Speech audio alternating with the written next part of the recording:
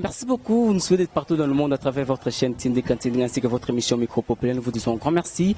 Merci à la grande équipe de votre émission. Merci à M. Rifin Kisombe. Merci à Papi Kelly. Grand merci à Mme Mirador Ngabou, présidente de l'association Mirador, l'espoir fait vivre, ainsi que tous les membres de l'association Mirador, l'espoir fait vivre. Question de parler de l'actualité aujourd'hui. Et tu as mis le bongo Moko Yabanamboka, c'est un apôtre, c'est un homme dédié. L'apôtre est Tibin, Azabon responsable de l'église Moko Awanakati à Kinshasa, précisément à Bondal. Donc, on m'a un peu par rapport à actuellement na kati yambo cannabis. Après l'analyse, après la réaction belée comment on a influence il y a église na kati ya politique adhésion massive il y a église na kati ya politique yambo cannabis. Voilà pourquoi tout le cas qui bon l'homme dédié apôtre Tibento Soleil Église, les lots est intéressé à la politique, mais avec quelles conséquences, avec quelle influence? Parce que nous avons donc l'impression, on dirait, les lots, où l'église est influencée politique, on dirait politique, au contraire, et comme qu'on influencé pour l'église, et puis qu'on causait bateau rébellion, et maintenant, on me dit, au bazar qui est censé, quoi porter tout, comme même un changement, na kati, il y a un bon cannabis. Apôtre Tibin, vous allez bon inviter Nabiso et Michel Lelo. Apôtre Tibin, bonjour. Bonjour, monsieur le journaliste, bonjour. Et mon nom est basé occasion pour la toute première fois l'émission Micro Populaire. Micro Populaire. En tout cas, je demanderai à tous nos fidèles téléspectateurs de partout dans le monde tous s'abonner massivement à Micro Populaire. D'abord, j'ai aimé l'initiative et l'inspiration. Il y a Combo. Donc, ça dit, les amis micro pour la bâtonneuse. Donc, na kwenyo so ya monde ko kozala luka obenga biso to peso micro na biso oloba makambo oyo zanango et toyebana ko manyola comme on dit hein ko manyola ou ko décortiquer yango ou soit ko développer ou soit encore ko analyser yango. Je vous dirai de partout, je vous aime bien ko la pambola bino. On est ensemble. Voilà, on est ensemble. Apôtre Tibende na Loba qui se M. Louis Ali. Église na katia politique. Pour quelle finalité, pour quelle influence? Vous avez l'impression, on dirait les lots église écoute na katia politique. On les est influencé, mais on dirait les lots église n'a commis victime, les lots église n'a commis influencé par les politiciens. Jusque-là, l'église continue à influencer. Pourquoi? On n'a jamais dit que la politique au milieu du village. On dit toujours l'église au milieu du village, c'est-à-dire l'église à Simbi tous les deux côtés. À Simbi politique, à Simbi Mokili et à Simbi Makambonyoso. Ce qui te comprennent malamu, rien que par cette définition ou par ce concept, église au milieu du village, c'est-à-dire les gens. Comment on a Jeffer, présentateur, il y a une émission, ou journaliste, il y a une émission, il y a Micro Populaire. Et ça que, si les gens maîtrisent mieux cette pensée, ils doivent, avant de faire quoi que ce soit, aller en église. L'église sur la terre, c'est comme le sel. Mungwa. Donc, si le cerf perd sa saveur, et bébé nango. Alors ce mungo zaka na saveur nango, donc à part aux amutu ya ba tension ko mata ko kita, mais en principe so amuta ba hypertension ou hypertension T, tu auras toujours besoin du sel. Donc le sel c'est dans l'église. Jusque là je dirais que l'église influence et a toujours de l'influence dans le monde. L'église est au milieu du village. Même tant que les policiers sont bongo mokili, parce que par exemple l'église est na katikati mokili kotoyo et puis politique kotoyo. Même à tant que les policiers sont bongo mokili. L'église a regardé toujours position na ya katikati to a intervenir. L'église, lorsque nous parlons de l'église, par rapport à Yambo Cannabiso, nous sommes un pays laïque, c'est-à-dire Tozondima, prolifération, il y a une dénomination religieuse nuance. Ici, nous avons les musulmans, d'abord, je commence, nous avons le chrétien, les musulmans, les orthodoxes, Bakimbangis, Nabamisusu. Donc, Bissonne Tozawana, étant église, eza bisonde tokota ata mokili ou la société ou le monde ezoboma église faut landa, église faut kota, église faut yeba. Et à la fin, c'est l'église qui va décider et orienter. Alors, à une seule condition, ceux qui dirigeant un mboka, yebi impact, na apport, na influence sur l'église. Là maintenant, sa charge na église. Ceux qui conduisent un mboka, yebi apport, yebi influence, yebi le rôle que l'église peut jouer, nous place l'autorité de l'église est à la bafouée. Est-ce que l'autorité de l'église est bafouée par comportement ya bino, l'autorité de l'église est à la bafouée, pour la politique va salir parce que on a connu des éminents pasteurs, des éminents hommes de Dieu qui ont occupé le poste de belé en cannabis entre autres Séni, sur le bandé bandeli. Ils ont été dirigés par les éminents hommes de Dieu. Mais résultat où il peut sera toujours la défaveur et surtout pour la population. À ce point le politique qui influence qui éminent homme de Dieu. Nakolinga obande la question Anna, s'il te plaît. Pour tu lobby autorité église et homme de Dieu et aux ala bafoué. Est-ce que aux ala bafoué te suite à comportement na bino éminent homme de Dieu parce que on a connu dans l'institution belé au pesa homme de Dieu bon gérer entre autres CENI, tout le monde ba résultat aux ara toujours na défaveur ya mboka et encore moins na défaveur ya population congolaise. Par là ceux qui ba bafoué autorité spirituelle religieuse na bino et ala pona suite à comportement na bino to eza pona ka ba politique ba nuire bino. J'ai fait. Dans la question, je vois que la question est bien posée, j'ai aimé la question, mais dans la ligne c'est comme si, au sang ici, 3 questions au bout qui malamont. Tout décortiquant on a étape, moi je pense que ce sera mieux. Ceux qui bafouer autorité na bino ba homme de Dieu est-ce que ça dû à comportement na bino tous ça pour politique ba lingi ba salir autorité religieuse na bino. Ok, ça c'est vraiment une question qui me pousse à réfléchir. C'est-à-dire, ce n'est pas que bafouer autorité na biso dû na ba comportement na biso. Et là qu'on a l'ingi informé na mokili mobimba. Moi je ne sais pas.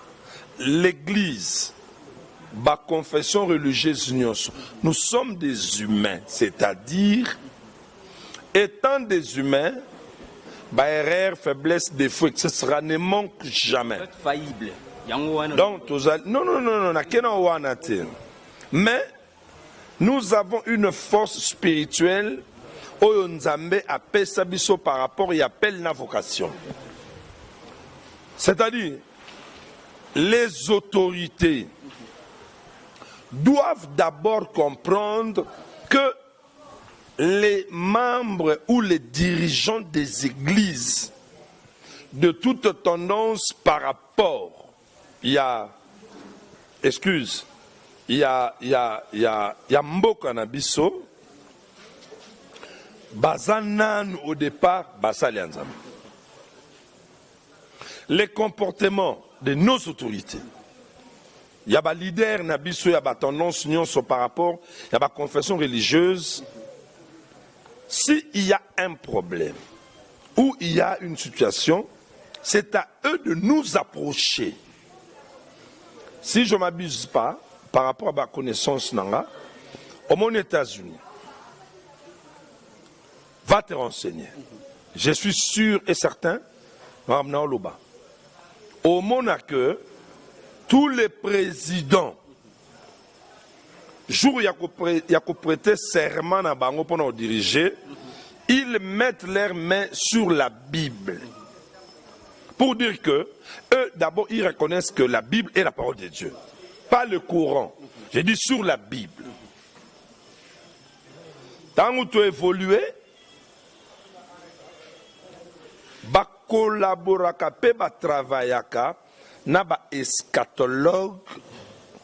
Les eschatologues baza batu oyo baza na maîtrise ya explication ya ba prophétie biblique par rapport ya ba dispensation ba tondenge zali eschatologue, baza bato basali betide que non te prophétie oyo ezabwe, prophétie oyo ezabwe, prophétie oyo ezabwe. Tant ozo vivre, eza tant y accomplissement la prophétie telle. C'est que ba autorité américaine, bazo comprendre que il faut tout collaborer na batona po, baza na révélation y a temps. De deux, bazo sala bango confiance. Moni, c'est ce qui fait à ce que au moni bamboka no ba Amérique, baza toujours grande puissance. Olingo lingate et abongo. Et si ekenda bongo na ba Israël pe bamboka msusu. Soki batu ba yebi yango bako respecter basali ya Nzambe. Soki batu ba yebi yango te nde bako bafouer autorité basali ya Nzambe. Bapé sa réponse à malam, to solution à malam. En commençant par la considération et aux athées. Nde yango somona batu malgré ba dureté ba trompe. À la fin de toute chose, andimi basali anzin basani, basambele la. Et l'Amérique, bande zala Amérique, chaque fois, bafotaka budget ou eko diriger, to eko kambamboka, ba prélevaka 1/10. Ba pesi na mosali anzambe oyo na époque wana nzamba matisi. C'est-à-dire le fait que bazan a likanisi, il y a respect à dîme. Et bazo sale lango, mais non, ils seront toujours puissants et forts. Pourquoi? Parce que bazo marcher selon un principe biblique. Une fois bo bafoué autorité à basali anzam, alors le cas de notre pays, je ne sais pas, mais je ne pense pas.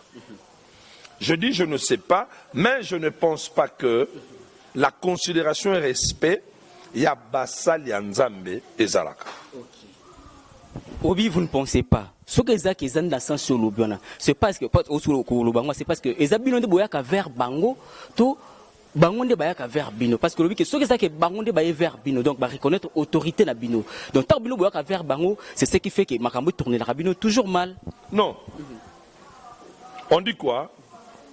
C'est le malade qui cherche le médecin. Toutes les autorités à Mboka, ils doivent comprendre que notre pays est malade. Là, je n'ai insulté personne. Depuis Kassavubu, Lumumba, Mobutu, Kabila le père, Kabila le fils, et Fachi, tous ces gens doivent d'abord comprendre que Nenge Mundele Achaki, le belge, le flamand, Nenge Bachaki, Bapesa Bisso, indépendance, na date na bango, o bango ba aretaki. Cela n'était pas encore arrivé. Lumumba est sorti na oyo ya kinango. Et puis, la façon que Lumumba a mené les choses, c'était avec beaucoup de brutalité et tout. Précipitation. Moi, je pense, si tout ce qui se passe dans l'autorité Mboka, il commence d'abord par consulter les hommes de Dieu. Moi, je pense, totalara, tilelo, ba richesse o mindele babanda ko lukana mboko ezaka na kenango musikate na tiku doit minérer na zora mabanga ya kinchuka tu le botaka pour dire quoi? Il y a quelqu'un qui avait dit eza histoire moko un peu amusant, mais c'est ça a une leçon à tirer. Type moko lobi dans nzamba o kabola bozui azaki na kitunga a obwaka na poto na Europe abwaki Nazi à Boaki. Na Amérique à Boaki. Tangwa komi na Afrique, kitunga ana ekwei. Bozunio soki na kata kitunga ekwei na Afrique.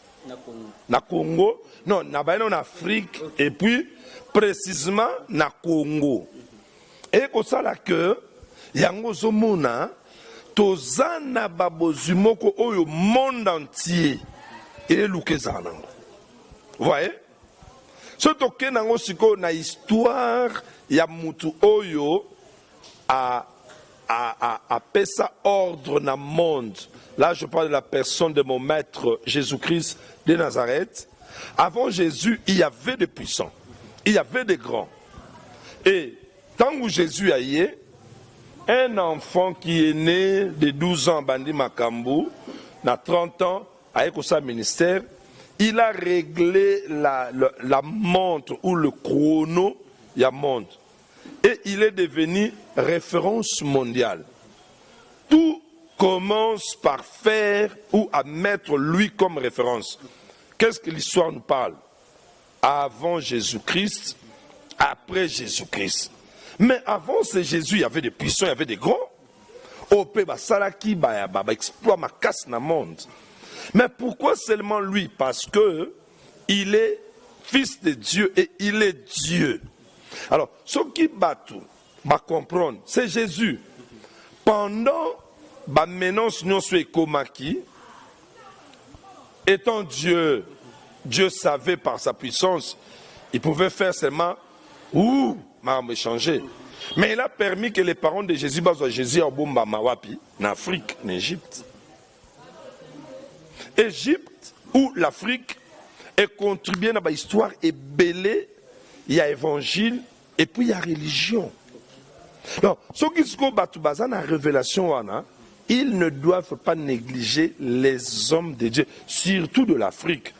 Tant que vous réveillez dans une petite histoire, beaucoup de ces blancs, au bandé ko ya sa campagne awa na ba prière na bango nyonso so na cité 3 Jean-Louis Jaillet, Mashbash, Maurice Cerilo, etc. Bango nyonso ba tantozo sambela pendant que je priais, Dieu m'a révélé na kene na Afrique parce que nzamba poni Afrique. C'était seulement Afrique. Et bizarrement, lorsque ces gens venaient, les missionnaires blancs venaient, bon, il y a précisément na Kinshasa. Donc pour dire que l'Afrique et le Congo, RDC, peu importe le nom, Kinshasa, Place aux Arts, et Zanali Pamboli Moko. Là, j'interpelle tous les présidents du monde, tous les hommes de Dieu du monde, Bayana Kisasa, Banyatamabele. J'anticipe un peu. Vous voyez que na synagogue où Jésus a bané côté à tourner à Capernaum. Nenge bukana. Juste place à bané côté. Moi, mon somo retikalawana, et ça la carte géographique, il y a Congo. Pourquoi seulement Congo? Parce que notre pays est ça. C'est pas un fruit de hasard. Des hasard. Bon, pas de tengama été à l'Oua Madagascar. Et c'est le Congo. Pour dire que, moi, il est seulement question, il y a biso basali Nzambe de Congo, grands et petits, de prendre conscience, il y a Nzambe, à pesa biso, pe à pesa na mabena biso. Ce qui va tout bien, pesa biso place où tous ont mérité. Et de là, nous allons toujours apporter le meilleur de nous par rapport à la situation nion ce qu'on y a dans mon kid. Après tu viens que l'obana ils ont inspiré une question belé entre autres sous loba qui non. Il suffit seulement aux hommes dédiés de prendre conscience. Comment est-ce que qu'on remédie le problème nion ces eaux comme à Mukilipi particulièrement dans Congo. Et puis yo mo loba sous ça que le pays va très mal. Est-ce que vous avez dit que le pays est malade aujourd'hui? Et ça bon fruit, il y a des résultats, il y a issus, il y a des élections parce que ça on l'a dit bien. Seni et qui dirigeait, n'a homme dédié, bah résultat nous sommes des kobima, bah homme dédié, bah ça qui au courant que non voilà, na place il y a A et ça qui B. Mais pourquoi malgré cela vous avez quand même eu le courage, il y a un résultat aux qui bon monter pour les lots au Yomboka et se retrouver na Katia Petre parce que oui que non, le pays va très mal. Non. Il fallait qu'il y ait un Luka. Non. Bah, homme de Dieu, Bazaki, na tête, il y a Séni. Donc, certainement, il y a un résultat exact. Il y a élection. Oui. Bandana, tu es oui. Olobi, Mbok est malade. Mbok est bien. Oui, je le confirme, le pays est malade. Oui, mais est-ce que vous avez que ceux qui sont malades, s'il faudrait dire que le pays est malade. Donc, malade, il y a outil, na fruit. Tout résultat de l'élection parce que homme de Dieu bazaki na tête il y a Séni yebaki remettre soit résultat exact il y a élection. OK, tozui aliboso que moi je connais, ceux n'a habité tu peux m'aider ou balani biso de partout pour aussi par vos réactions nous aider. Émission ata tobi to ba nyonso vie le temps to ba nyonso sauter et puis ezali sumuté to sali 1 2 3 4 5 jusqu'à ce que Tossi Sango. C'est aussi Abbé, c'était qui a commencé? On a commencé par Abbé Malumalu. Abbé Malumalu a eu tête Yasseni, il a fait ce qu'il a fait. Omoni Mboka, qu'est-ce qu'on dit? La voix de Dieu, c'est la voix du peuple. D'abord, force Nzambe Zaka, peuple. Période monaté, qui Nzamba Zaka Nzambe ya ba famille. Nzamba ba famille. Il a appelé Abraham, Akiti na Isaac, na Jacob, Israël et l'Église. Pourquoi je le dis? Tangu Malumalu a zui makambu. Nous devons être clairs. Beaucoup de choses liées à notre pays, la RDC. Nenge camarade nangalo baka chibempiane luka makas. Ça peut paraître le quoi pamba, mais effectivement, la RDC s'appelle luka makas. Pour batu nion so mis no bango zaka awa. Awa. So tangu maluma la zui makambu. Tozobo sana que nous dépendons na libanda. C'est là où se pose problème. Ceux qui pensent, les Occidentaux, en commençant d'abord par Banoko Nabiso, ba Belge, ba Flamand. Moi je dis, Bangonde, Batu, ba Livra Biso. Pour dire que, Bazala qui contenté, na précipitation, il y a Monsieur Lumumba. Si Lumumba était patient, tous la anneau barreta qui pour n'avoir pas sa indépendance. Ce qui est vrai, notre pays nous a des aboutés. N'importe qui ne venait pas à Kinshasa. Il y avait des normes vraiment structurées que Netiba Onésime Kazadi o Bautaba Mboka Bareko Yandenge Wanate. Zomona. Nababa Wuta Nyonso en général. Parce que d'abord, il y avait question, il y a invitation. À part invitation, Moutazo Bengisayo, au moins n'importe où là. Azananini, Asaranini, continue. Mais Lelo, Nzela Mai Kotanayo. Nzela Likolo Kotanayo. Nzela Mai Kotanayo. Nzela Kindoki Kotanayo. Donc, Batubazo Kota Kota. Alors, j'ai l'impression que Banoko Nabiso, ba colonisa Kibiso, ba Belge. Naebi que émission est à la Mamokili Mobimba, mais ça joue comme la Belge. Pourquoi?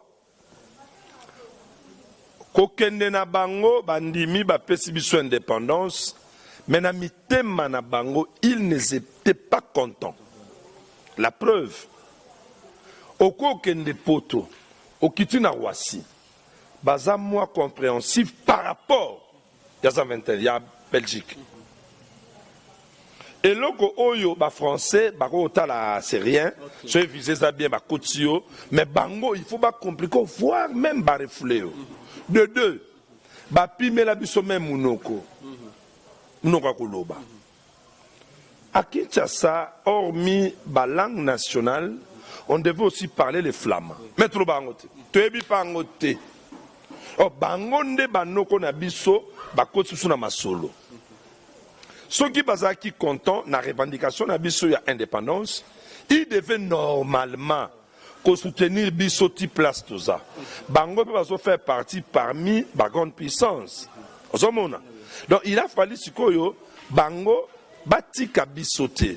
Moi j'ai l'impression que Bango, beaucoup des années plus tard, excuse dernièrement, tout Landa Bango, Basengi Lumumba, pardon. Basengi famille Lumumba, pardon. Et baye même que ça la sur quartier so ka venir moko ba tchona komba Lumumba. Baye pe ko ça la fondation moko na kombo ya Lumumba. Attends. Pourquoi et puis ils ont demandé pardon. Si ce pardon est sincère, ba peser na poids na bango, ba côté la biso, makambu nyonso et banda na biso moko bana mboka. Là, ba konzi nyonso ya ba religion. au bazope sa responsabilité na CENI, moi je pense bah sala musala sans influence. Et puis sans parti pris, et puis sans comme on dit, sans penchant. Mais Malumalu a pris les choses. Azaïwana Gaba dicté, il ne pouvait rien faire. Qui a pris après Malumalu? Ngoyi Mulunda, même. Il n'a pas travaillé librement. Ce sont des gens, ceux Bolandi Bango, par rapport à un vrai résultat, c'est que le peuple a voté tel. Toyeti Lelo. Nenge tomona papa na biso Fachi président na biso ya sika ya mwana mboka bisikoza loboka nkoleza na yo koba. Mais tu komona que le président sortant selon constitution yé mutazawana il touche l'argent et bazo travailler na coalition. Oui ben ba mom mususu oyo ba gouvernement memeli biso to comprendre to kolaka boye to komoyo ka o délestage au disjoncteur au coalition mais rétrocommission toujours ka biloko moko boye oyo to bité jusqu'aujourd'hui ngana na mutu na ngai parce que yé aza c'est mon aîné na âge et puis une expérience y a vie, le docteur Onésime Kazadi. Pas le petit. Non, lui c'est notre enfant. Il est encore dans le lait maternel et il faut qu'il puisse encore beaucoup prier, travailler pour qu'il comprenne comment l'œuvre de Dieu fonctionne. Je parle de lui. Pourquoi dans le Bible il y a Kazadi Onésime? Son lundi au Monaco, Ndenge Makambuna Biso Ekei. Soki penza tozalaki na autonomie vraie au vrai sens du mot. Je vous dis la vérité, ndemboka o lelo eza ndenge ezalaki te.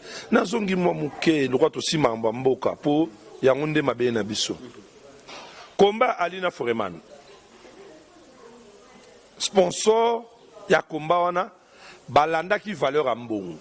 À l'époque c'était les makuta, les enlikuta. Tant subunonion sur la majorité, les Obed, les Boyeka, tout, vous êtes là, les Mouna, vous êtes là, et tout, Bobotam écoutez, et puis il y a un sur Bobotam. La série 7 quand même, c'est ton 4. Bobotam est nantes, c'est comme Indondo. N'a pas de Bolanda, Bisso Bobotam est nantes. Le problème c'est quoi? Lélo, par rapport à Mbongo Nabiso, Nasuka, il n'y a même pas de pièces. Il n'y a même pas de pièces. Où sont les Likuta? Où sont tout ça? Alors, Bango Banda, les deux Américains, Ali et George Foreman, Awa, na stade du Vémen. C'était par rapport à Mbongo, valeur Yambongo. Mais pourquoi on n'avait pas gardé tout ça? Et tu as chité place tous allés. Donc, nous sommes en Laksanine. Pour garder idée ou penser, il y a question. Même si on avait mis les hommes de Dieu dans la tête du Sénat pour organiser les élections, mais il y avait toujours une main, pas noire, mais cette fois-ci une main blanche. Mais pourquoi pas étant homme de Dieu ou influencé main blanche? Non. D'abord, nous sommes les hommes de Dieu ici. Attends. Le monsieur Lumumba qui a revendiqué nos droits, bien qu'il était pressé, sort Néagini. Alors, les enfants d'Israël. Les morts en Christ. Mais tant que nous avons sort Lumumba, c'est contexte. Par rapport à la mort, contexte ou les morts en Christ. Mais bien, homme de Dieu, pour remonter là-bas, sort à Lumumba. Total sort à Lumumba. Au monde des Arabiens, au Loni Bilanga, au Buki Pembo Manango. Les Arabiens. Au Tonginda, au Vandi Nakatanda Kwango. Je me rappelle, il y a un texte biblique dans Jérémie 29, so Kiti 6, Kita, Tina 10, Kita na C, 29, Kita. Au monde Nzamba Zobanabana Israël, Tambazaki na Boumbu, alobi, bien que Bozana Katsa Boumbu, Bolona et puis Boliambu Manango. botonga banda pe bovanango. Pourquoi je dis ça? Cette exhortation, la plus courte, ça peut aider beaucoup de gens. Monde ya sorcellerie, ils ont fonctionné bruit. Neti yo zawana, bundi ozima mabele na yo moko. N'importe quoi en Kinshasa. Au bundi au bete loro no moko ya bien 3, 4, 5 chambres, cuisine, salle de bain, ça demande à parents, na libanda ba visiter. Mais quand tango sili bondo ka famille me telemi eleyo. Noko mo ya mboka ye akumovanda. Bano mike lobi noko na bengani bango bakon ba shege. Alors, mais bana Israël baki na kati ya boumbu. Dieu leur dit botonga banda pe bovanda. Bolona pe bobuka bambumanango. Qu'est-ce que je veux dire? Nakoki kolingate na bandelo komoko na bandi na buki mbumanango te na tikiango. Là c'est mal réfléchi. Les enfants d'Israël ba oumeli na boumbu. Tangu ba oumeli. Qu'est-ce qu'ils ont fait? La Bible dit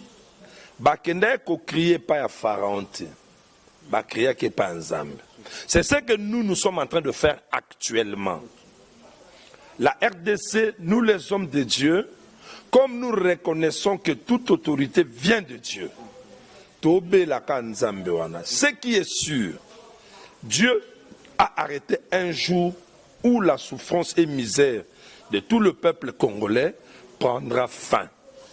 Alors, ce côté le kola loboko mundele eza ko influencer tilelo. Ata to telemi, ata to lobby, eza na un impact. Mais nous avons beaucoup plus de l'impact sur le plan spirituel. Comme sur le plan spirituel, nous avons de l'impact. Je suis sûr, cet impact dans le monde spirituel, ça va influencer le monde physique que nous voyons. Mais sauf que Dieu fonctionne par rapport à Batanaï. Nenge Moembi Mounene ya Mboka Congo actuellement, maman Nabiso ou notre fille Sarah Lagrace, alobi ke Nzambe asalaka na tango na ye. Apporte Chibin balobaka bolobaka bino ba homme de Dieu que toute autorité vient de Dieu. Je pense que vous avez passé aux autorités na kati église na yo, o lingate autorité na auto pouvoir na yo et ça na défaveur ya bana na yo. Est-ce qu'aujourd'hui on peut dire que autorité oyo, to pouvoir oyo Félix Azanango et où tu penais pas ensemble dans mon résultat dans sur terrain d'un peuple à souffrir. Est-ce qu'on peut dire que autorité na yo to pouvoir na yo tu pas ensemble? Pouvoir il y a président Félix Tshisekedi Tshilombo et où tu pas ensemble. Peu importe la forme, peu importe la façon, peu importe où, en respectant les normes ou pas, une fois tu es mis à la tête, la personne qui a fait cela, c'est Dieu. Pourquoi? La Bible dit, toute autorité vient de Dieu. De deux, la Bible ajoute, qui dira qu'une chose arrive sans que l'Éternel l'ait ordonné? Nzambe tangwa salaka. Dieu ne reste. Même si lui-même avait mis le loi. Yemokwa Nzambe, à sa véritable législateur, il y a Obukango. Kayem tako salang. Mutumusute. Autorité ou bokonzi à Félix, qui est arrangement, qui est quoi que ce soit, et où t'es panzam, jusqu'à la fin ya mandat oyo, bomona que makambu moko tigala kozala te na mboka Congo et salami. Exemple moko, gratuité. Likambo a gratuité et ça a la constitution depuis. Pour moi, je veux dire ceci. Ça, je donne un conseil. Na bandi ango penza conseil oyo. Et si ma banda numéro 1 à Mboka Congo, Monsieur Félix, qui t'en a pas conseillé na etinanine, aidez-nous, ko banda na primaire, toza na moi idée, y a ba article, y a ba vie sociale, ou ils en a qu'à la constitution. Oebi, ça fait très mal. Ngana Zukaka, grand frère Nangaï, Kazadi Onésime. So tuni papa mukolo oyo. Après ça, il y a 3 articles. Nakata constitution. Ayebinete. Mais après ça, il y a 17 versets. Et bimalwa neti mutu, autosombangu ba sans fond. Pour dire quoi? Nous sommes des ignorants par rapport à la constitution. On doit normalement, étant des citoyens et enfants du Congo, et sengeli biso dès le bas âge, tous à la connaissance, il y a constitution na biso. Oui, la coutume juive, la israélienne. Moi, nyonso, il y a Moyuda, dès son enfance, avant à atteindre 18 ans, balaki sakaye, batangi sakaye, la loi, oyo Moïse, c'est-à-dire azoko la zebake, et zalaraboye, et zalaraboye. On peut même répartir, babandi na maternelle, bapie bango ata 3 lois kaka, ou 3 articles. Bamati na humanité, bakomisi yango 12. Bamati na supérieur ndekuna ba pomper. Étant activiste de droits humains, ce n'est pas toute la constitution qui nous concerne, nous les habitants. Non. Et ça, dans l'article oyo etali biso. Bango batu baye biango. Ba trier yango ba pesa biso. Toye ba ke oh, étant congolais, yango moni même beaucoup de choses. La police, na ba souciat ba OPJ. Ba okanga batu arbitrairement. Tu sais pourquoi? C'est parce que la majorité du peuple bazaba ignorant. Un exemple en passant. Net ignorant. Il y a une infraction. Mais combien de batu bakenda bakanga bango bakenda tina makala pona nyongo? Et nyongo quel niveau nyongo? Nyongo est en dessous il y a $100 à fouta 60. Et tu as dit 40. Le col à moto a funda à sa relation mongo na OPJ ba créer ba lati sango abus de confiance. Or, ils ont un dossier moussoussou. Ils ont qui pénal, mais tant au PC déjà, amende na yo comme malamoko civil. Peuple siko a yebile biloko anati. Yango na ngina profiter na encourager batunion sur des partout bolandanga, en commençant na Kinshasa, ba centre ya ba formation ya droit de l'homme, bokende bokota, bokoti sapé bokolisa mayele. Ça va vous épargner dans beaucoup de choses. Okay. Tu veux pas quitter na biso des choses étape ya suka émission na biso. Tout le monde a oublié tout à l'heure que banga ba conséquences soit ba retourner ce qui est Lumumba. Mais pourquoi est-ce que ceux qui ba homme de Dieu ba embrasser voix moko ya éveil et patriotique et l'éveil peu importe forme maintenant.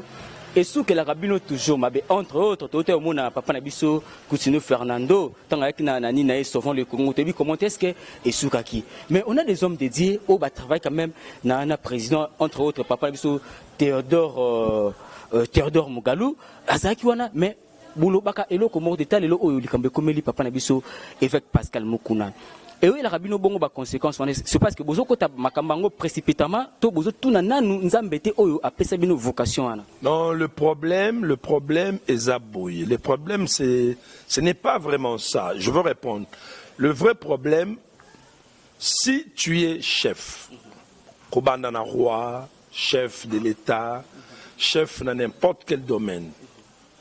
Tango zana batu baza tout autour na yo. Kolinga kate batouana baza na système kakaya au roi vie éternellement au roi yoza danger au roi yoza mystique attends ça ma bé. Et puis il faut que quand tu es roi ou chef ou qui président, hormis tous ces gens qui t'entourent, soi-disant des conseillers, vous devez aussi avoir des conseillers spirituels.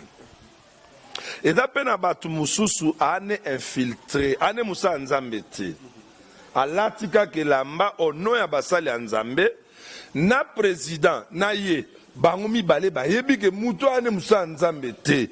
Mais quand on a tout ruiné peuple, balatie Kazakaya, Moussa Nzambe. Qui est cet homme de Dieu qui peut désirer les malheurs de son peuple? Azate. Moïse, en Égypte, à mon égyptien moko azo menacé moi na moko ya Israël ti a bétier le papa au moni na kati sima poso na misisa les sons parlent, les sons crient. Les sons a une force d'attraction invisible au batbaye barate au koki kokuta na mutumo na nzata msosa mona papa na bino moyebité. beaucoup de soit l'école, tout en zéla, mais bon, personne n'importe. Oyoki na kat no makile ninga no bi ah. Na comprendre te. Qu'est-ce que nous disons couramment? Beaucoup de amis samoka bobando coopérer bien, confiance c'est bi ah. Toba nini makila na biso sa nini écoutane.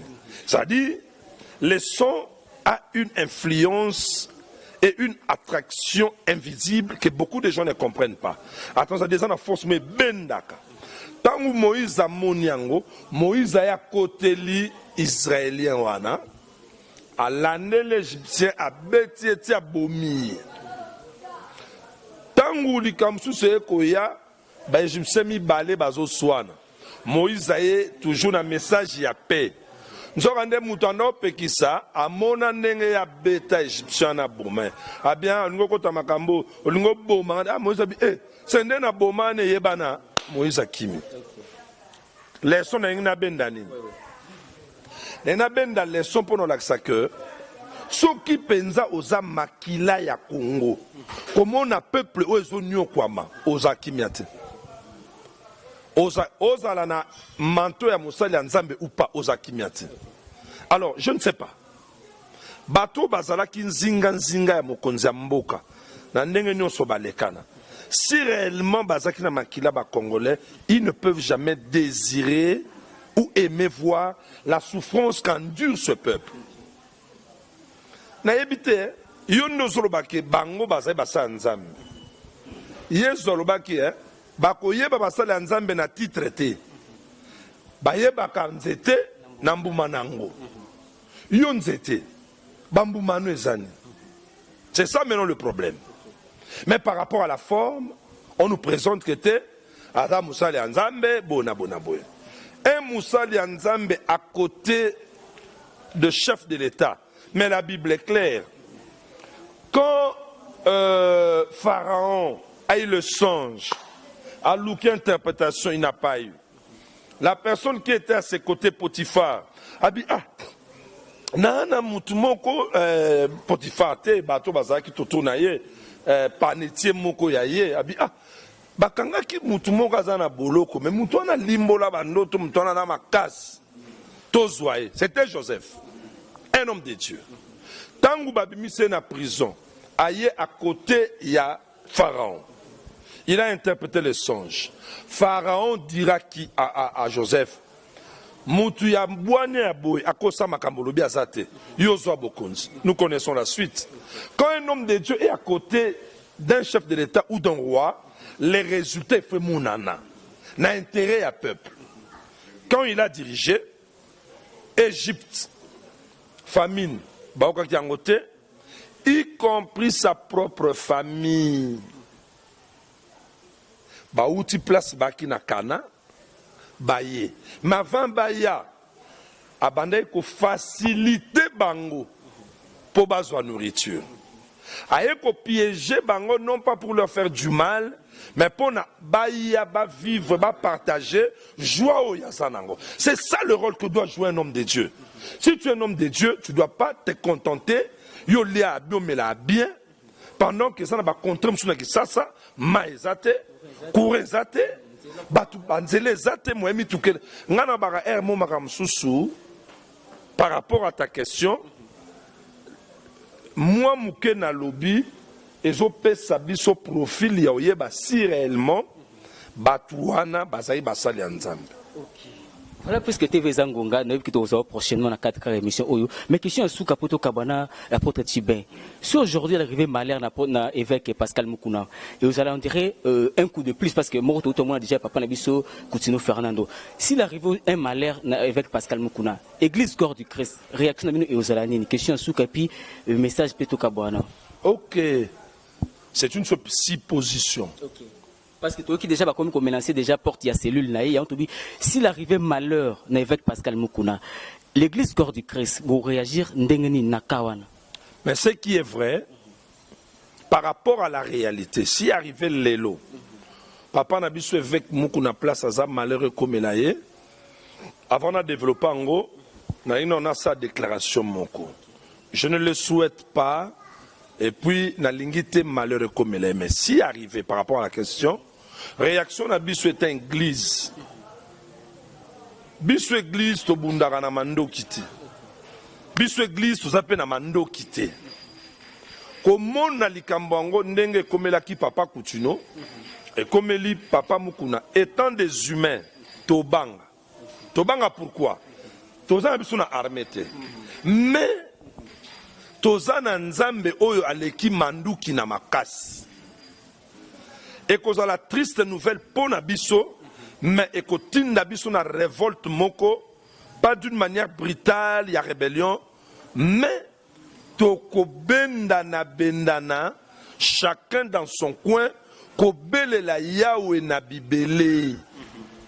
Et nzambe wana na dimension toko bele la ye, na unité wana, a telo muge salama. Et loge salama wana, monde entier oyebango. To bundate, to fingate, to lekana mediate, to sala marche te parce que oh nyoso to lukato sala. Si c'est contraire à la loi, tu es bique bokonjwane ko empêcher biso. Mais laisse-moi te dire, Dieu est capable, biso par des prières, abimisi ba ange, bazui forme humaine, bake ba pandi, oyoki pena ke biloko salami. Mais batala bae pas passer chibin ane nandako. Baké pas docteur au sénisme ane nandako.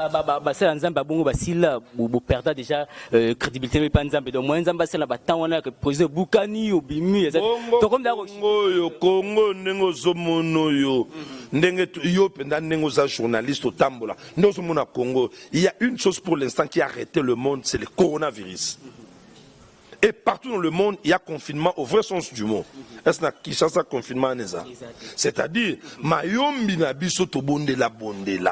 Il y a un ça là. Pour dire que tozati lelo na même force, na même puissance. Car le Dieu que nous avons cru, il est le même. Hier, aujourd'hui et éternel. Voilà, tu quittes déjà Nabiso aussi, c'est apôtre Tchibin, mais nous avons posé des questions, nous avons superposé en gros. Dossier avec Mukuna. Gouvernement mutekangisiye, Kabila mutekangisiye, to dossier Mamichi Boula mutekangisiye. Puis question sous parce qu'on a aussi proposé ma question. Selon yo étant homme de Dieu, question il faut répondre avec toute franchise. Est-ce que Kabila a salaki Moussa n'a bien doté? Dernière question, nous répondons par oui tout. Ne m'impose pas. Là, il y a combien de positions? Là, c'est une imposition. Na banza balandino so de partout bolanda biso na mono ndire journaliste oyo akomi na makamsu na sima na ye bien doté. OK.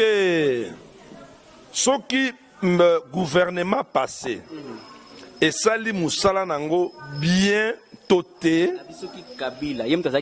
Non. Kabila n'a pas travaillé seul. On doit être sérieux. Kabila a dispatché le pouvoir. Obanga conséquence. Voilà. Non, bangate. Na linginde. Errer les morts en Christ. Oza musala nzambe na rappelé errer les morts en Christ. Eloko moko ya mort en Christ ezawana te. Oza ko lingate na loba. Omoni bato baka boye. Notre ancien président travaillait seul. Le président qui est à la tête, il y a toute une organisation pour diriger un pays. Bien que c'est lui qui est le garant et c'est lui qui prend la décision de toutes choses, ce n'est pas pour rien. Constitution est prévoyable à la tout autour, entre autres, Premier ministre et les ministres, Tina chef du quartier. C'est-à-dire, ce n'est pas. Et ça, moi, aventure moko muke, ça y salaki. Fiston, kola pambolo place aux saï. Alobi, non comprendre, te ba congolais. Match zobetama. Joueur a raté Nebi.